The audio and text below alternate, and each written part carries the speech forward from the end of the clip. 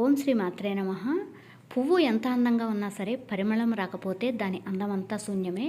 అలాగే మనం ఎన్ని హంగామాగా వేడుకలు చేసుకున్నా సరే మన ఆచారాలు సాంప్రదాయాలు మర్చిపోతే గనక ఆ వేడుక అంతా వ్యర్థమే.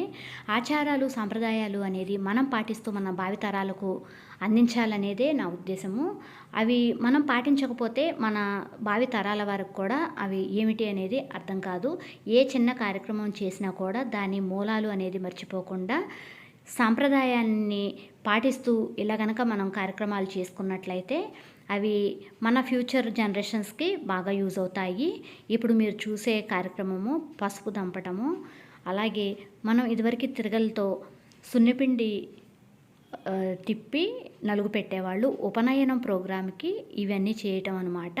ఇవన్నీ పెళ్లి కొడుకుని చేయటానికి పసుపు కొట్టి ఏ పనైనా ప్రారంభిస్తాం కాబట్టి అలా పసుపు కొట్టి తర్వాత ఉపనయనం కార్యక్రమానికి నలుగు పెట్టడం ఈ సున్నిపిండితోనే నలుగు పెట్టేవాళ్ళు.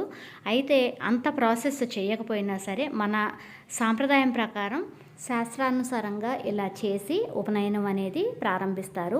ఉపనయనం చేయటానికి సరి అయిన వయసు అంటే 7వ సంవత్సరంలో 11వ సంవత్సరంలో ఉపనయనం చేస్తారు. 11వ సంవత్సరంలో కనుక ఉపనయనం కుదరకపోతే పెళ్ళి అప్పుడే చేస్తారు. అయితే 11వ సంవత్సరంలో బాబుకి ఉపనయనం చేస్తున్నారు.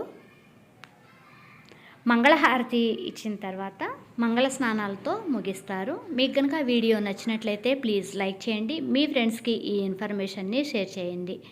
Thank you for watching. Please subscribe my channel.